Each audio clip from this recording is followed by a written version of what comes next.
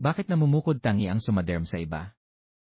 Ang Somaderm ay may natatanging sistema ng paghahatid na nagbibigay ng ligtas na pamatagalang solusyon para sa systemic hormone health. Walang masakit na mga iniksyon o invasive na tablets o mga spray. Mga purong pangunahing sangkap lamang na inihatid sa pamamagitan ng balat o derma. Patungo sa iyong daluyan ng dugo at para sa mas epektibong nutrient na sumusuporta sa endogenous o natural na produksyon ng o human growth hormone ng iyong katawan.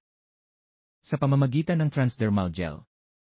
Ang Somaderm ay natatangi din dahil sinusuportahan nito ang maraming bahagi ng iyong pamumuhay.